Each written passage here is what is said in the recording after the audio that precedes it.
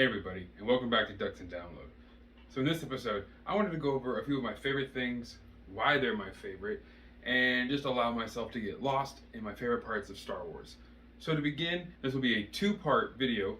Part number one, this is going to be about the Old Republic and why it's the best era in Star Wars. To me, the Old Republic embodies what the true idea of the Jedi and the Sith. Now I understand Lucas's only having the rule of two. I think it kind of helps with story building and villains instead of having hundreds of Sith everywhere.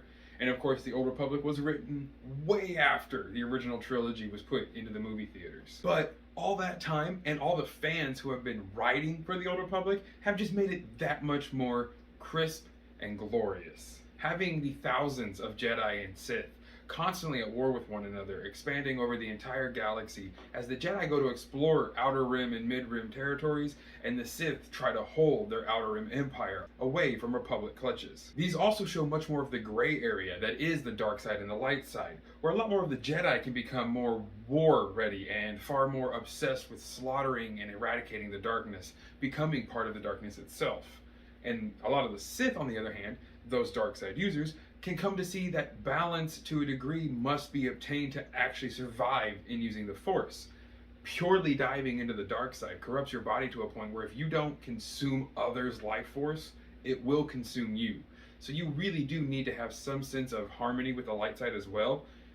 Kind of like the Prime Jedi or the Jedi Order of old, where they understood that both is a necessity to keep one from fully diving into the dark, but also allowing one of a light side to have the power of the darkness to use in times of need. Dawn of the Jedi is amazing, but we're not going to go that far back. I just want to stick within the Old Republic that's going to mostly coexist around Exar Kun, through the Mandalorian Wars, Darth Revan, and through the Knights of the Old Republic and Star Wars the online MMORPG games. That to me is the bread and butter of the Old Republic, where we have a lot more of this galactic war of Republic versus Empire. And lots of awesome Sith like Darth Malgus, Darth Tenebris, Valkorion, same guy. And of course, all the amazing Force ghosts coming back from the Exar Kun era of Marco Ragnos, Ajunta Paul, Naga Sado. That's my bread and butter. Those are the amazing parts of the old Sith lore that really make the Sith that much more interesting, but also show their roots on why they are a lot more into slavery and colonizing and conquest. The Old Republic also shows some of the most amazing lightsaber fights due to the fact that you have so many actual lightsaber battles constantly happening. The Jedi in the modern era, or I should say, of course, the George Lucas era, both prequels, sequels, original trilogy, all of them, it's really only 1v1, and it's hardly really ever seen because there are only ever two Sith, and the Jedi were wiped out. Very few times besides practice, especially in the prequel and High Republic eras, did lightsaber ever meet lightsaber. But in the Old Republic, that's a totally different story, where at any moment these Jedi, Padawan, Initiate, Knight, or Master, had to be wary. Same as the Sith had to be always on guard against their own, looking to backstab them to gain more power and prestige, or the Jedi coming to crash their plans on domination. Now, of course, the lore does get a little wibbly and wobbly because it is so far back and we haven't had a pure canon Star Wars approved timeline. But if we ever get that, that would help clean a lot of things up. But it's not too bad considering all the things written and made about the Old Republic.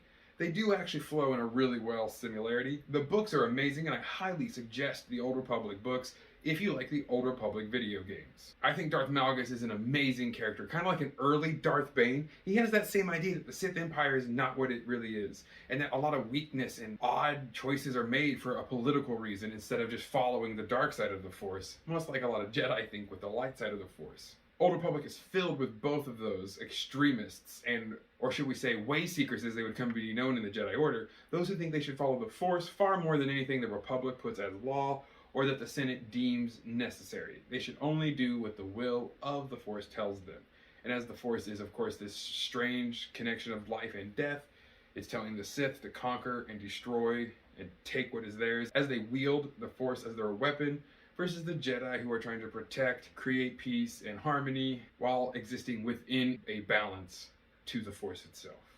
Now, of course, both sides are extreme in their view, but there are other sides of the coin where the Sith are, of course, evil, but some of them are creating more order, and the Jedi are more good and prosperous, but kind of allow a lot more bad things to happen because they don't really interject themselves with the common folk. They only really interject themselves at full war like this against the dark side and the Sith, making it more of like a religious crusade than an actual war. But the Sith are also just as guilty of that, using the Mandalorians and many other species as cannon fodder, as frontline body shields, to kind of absorb the Republic fleets while they attack from the rear.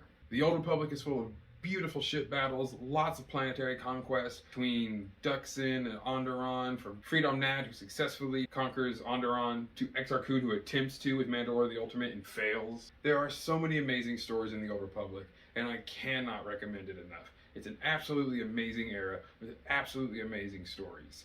If you haven't checked any of it out, I highly recommend it.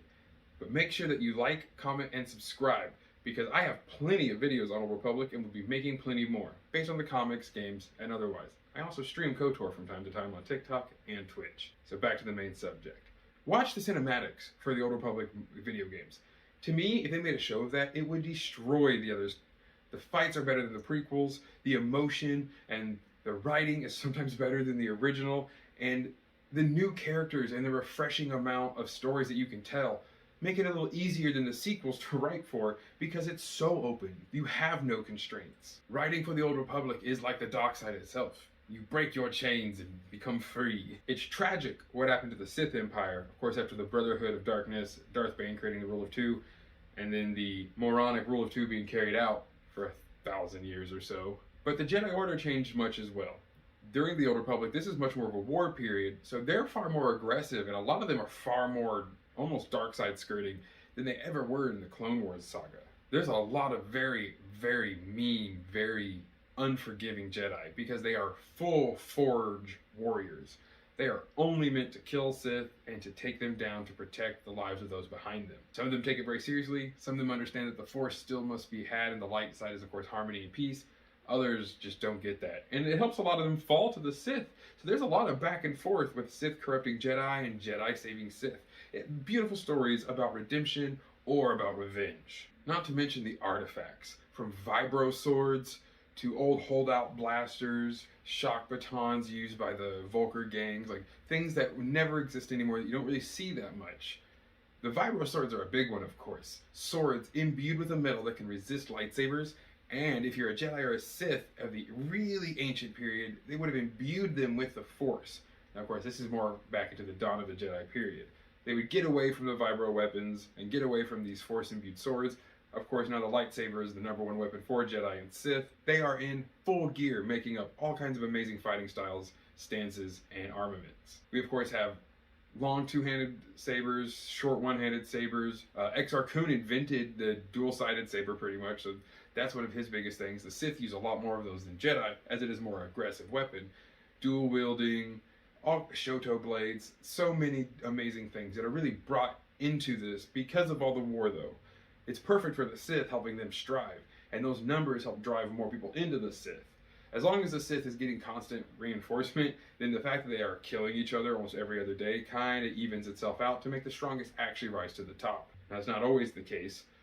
Then the Jedi will, of course, win, because they don't have all that infighting. That's really what kills the Sith at the end of the day, is all the infighting and their inability to look past pure greed to a bigger picture, to obtain power, and then you can stab each other in the back. But first, conquer the galaxy, maybe. But that sounds like we're going to be getting into part 2. My second favorite thing about Star Wars, but truly #1 in my heart, the Sith. So join us next week for part 2.